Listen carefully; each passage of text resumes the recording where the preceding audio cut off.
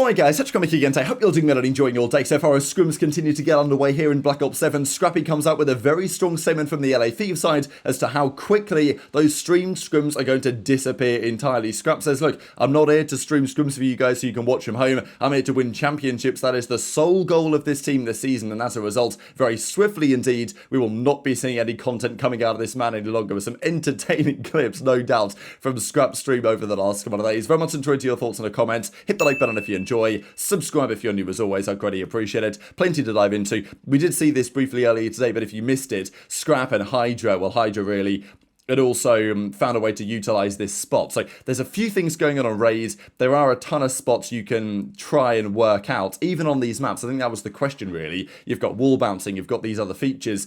Is it possible that on a map like Raid, it's not going to be that relevant? For example, in Black Ops 3, they brought Raid back as a map called Empire, as a DLC map, and wall running wasn't really a thing, because there wasn't really many places to use it.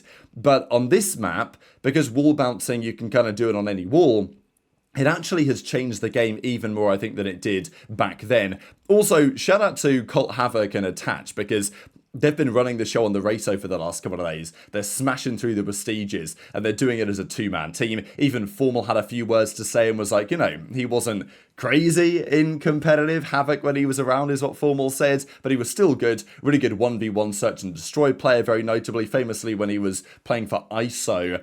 Back in Advanced Warfare, he 1v4'd the OpTic team on Riot Search and Destroy, you might remember. I think Formal was the final kill he got in that. So he was definitely a notable name from the very early days. Could have it come back and return. I think it's also interesting to see Formal playing a bit of Black Ops 7 here, right? Because he never made it absolutely crystal clear what his future plans are.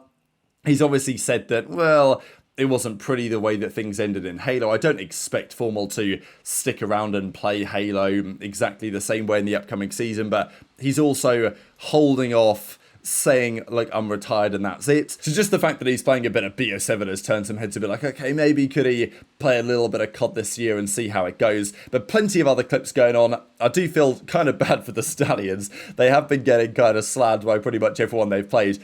But that is a good sign. Maybe not a good sign, but it's good they get in the practice, right? That's what it's all about. If you're Stallions, if you're scrimming OpTic, if you're scrimming Gentlemates, if you're scrimming Thieves or whatever, you're playing scrims or you're playing tournaments against them, that is certainly one thing to do. They're up 4-0 here. Okay, fair play. They went for the chout. They lost the gunfight. It is what it is. Gentlemates, you know, pretty up and down so far.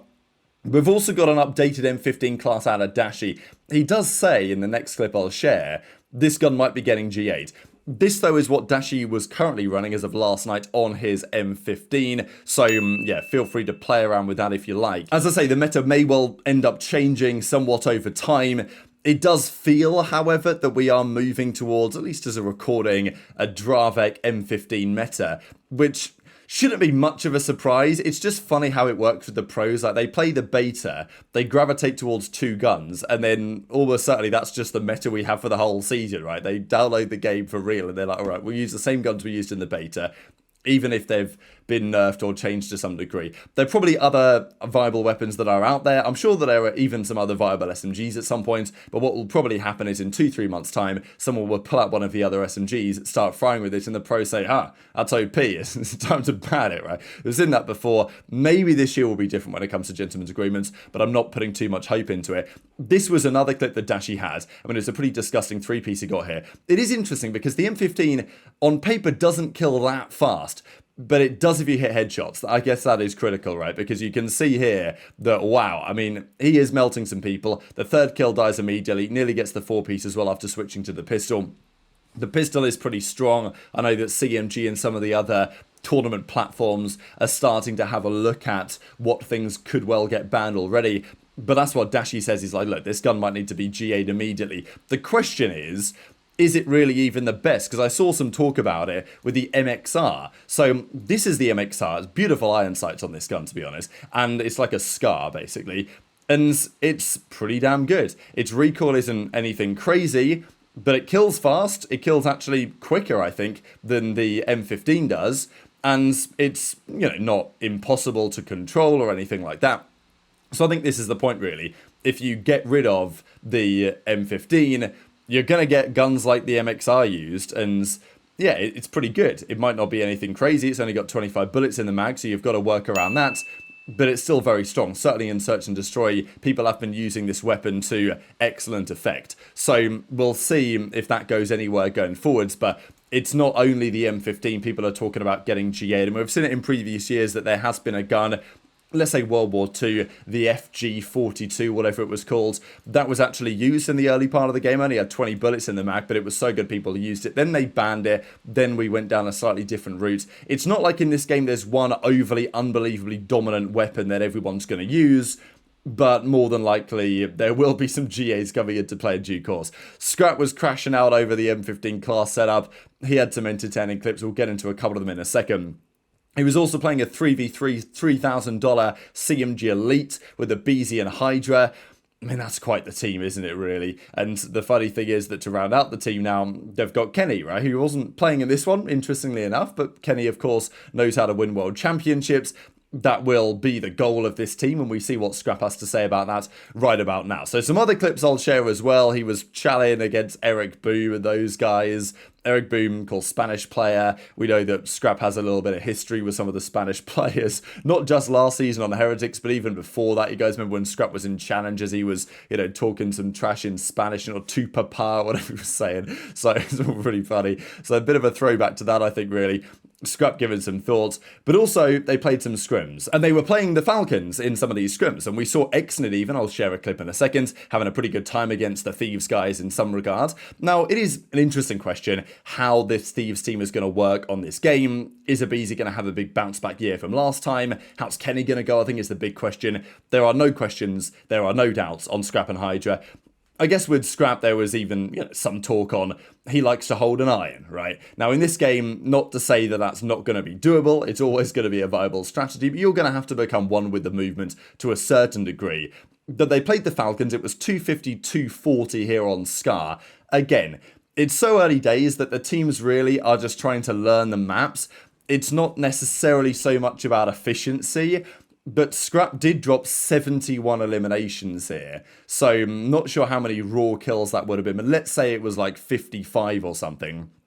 That's still kind of a lot of raw kills to have. So yeah, Scar hardpoint looks like it could be pretty damn high engagement this season.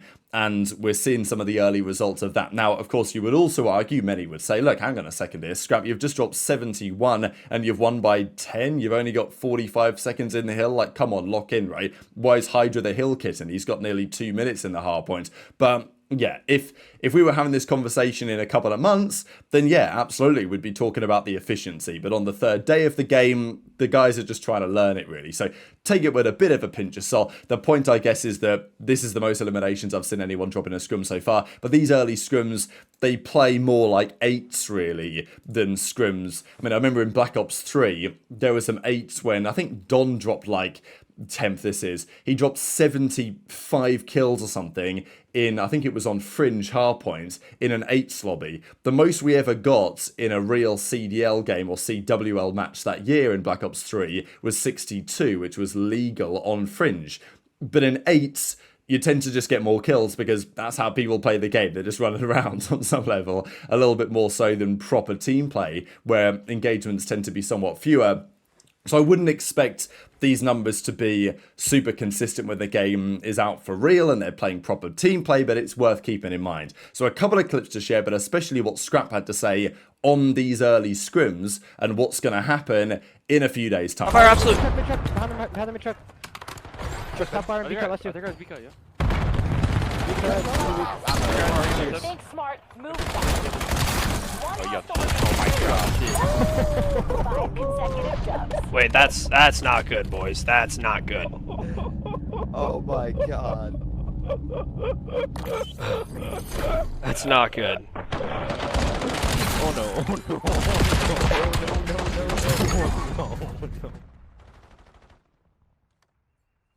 I think top. Yo, there one's at the tank on me, close. Yo, what's close in on us. He's gonna run it. He's gonna tell you. I stunned him. Nice. Other guy's there too. Close. Oh my god, I almost shot the most disgusting 4-piece.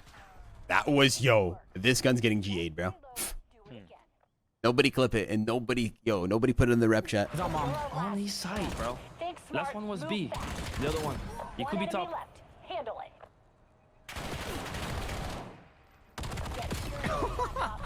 Fuck off me, motherfucker!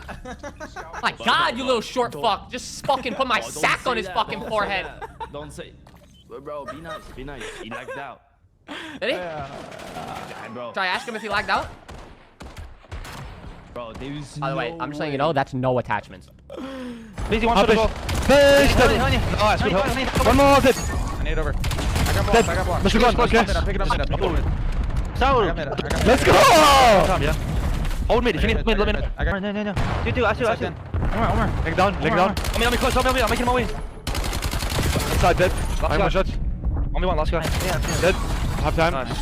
I need that push, One mid cap, dead. Nice. I think I'm right. I'll push this side, okay? I'm watching. I'm holding out. Split, one can split. Hamid, no one mid.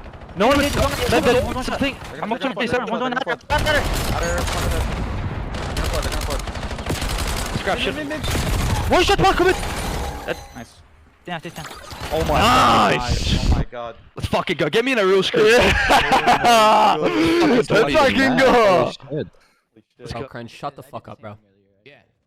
You want content, bro. Respectfully, bro, I'm not a fucking content creator. Crane, I'm not a fucking content creator. I'm not. I'm a pro player, bro. I play professional Call of Duty to win fucking tournaments, not to sit here and fucking hope the stream fucking cares about these scrims, bro. Respectfully, I don't. And I probably will never fucking think that way, ever. And you can sit here and say, oh, well, it only hurts you. Okay, and it hurts me, bro. We can win this. And it hurts me. Because I'm here to fucking win tournaments. And that's the only that's the only thing I'm here to do. Yeah, guys, do you see how this guy's on Not here so you guys can watch my fucking scrims all day and fucking beat your meat. I don't care. Every year, this is always a conversation. Who's going to stream practice and for how long are they going to do so? We saw, I think it was Vanguard, like Boston, like to stream their practice for some time. Sometimes the OpTic guys have done, sometimes they haven't done. They will likely stream it for a little bit longer than others. I don't expect them to as the season goes on. It's interesting that Kenny, over the last couple of years, has actually been in favour of streaming some of the practice. He's actually tried to get his teams on board sometimes, certainly on the Thieves team back in, Vanguard Modern Warfare 2. I think he was, at least he said that he was kind of pushing to say, well, maybe we'll stream some practice. But Scrappy's not down for that, right? And it's fair enough. At the end of the day, it's kind of a luxury we have in COD compared to other esports and certainly regular sports of being able to see the practice of the teams sometimes. Now, some teams believe there's no real advantage to it at all.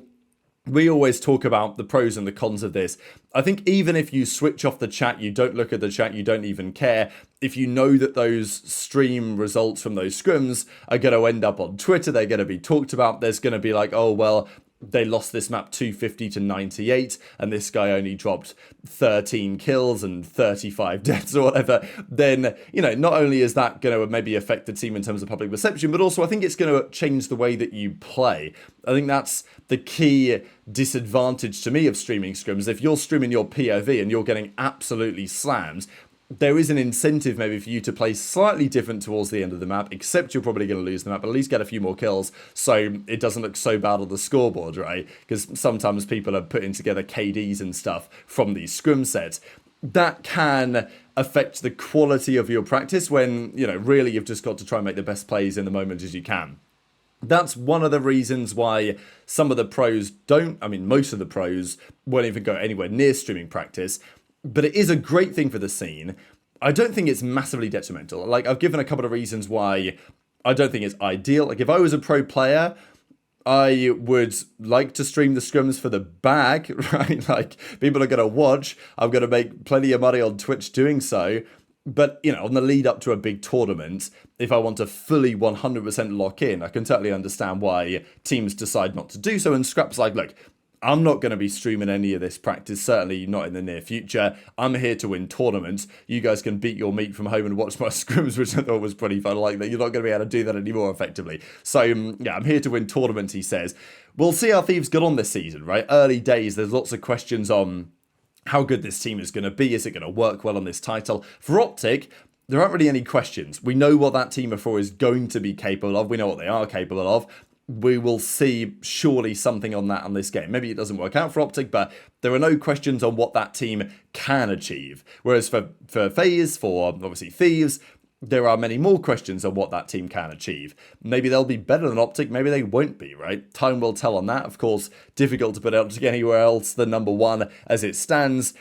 In the most COD titles, Thieves have won championships in 4. OpTic won a championship at least in every single COD game from Black Ops 1 all the way to Infinite Warfare. Then they took a year off in World War II and they were back on it pretty much over the last few years. FaZe, Envy, Ultra, Thieves and Subliners, rest in peace. Brian was also arguing you could consider Envy to be 6 if you kind of count OpTic Texas and that kind of first stints they had in that Vanguard season when they won the opening event as OpTic Texas. But anyway, that's a conversation probably for a different day. So very much enjoyed your thoughts on all of this stuff in the comments below. Hit the like button if you enjoyed. Subscribe if you're new. Take care. And I'll see you next time.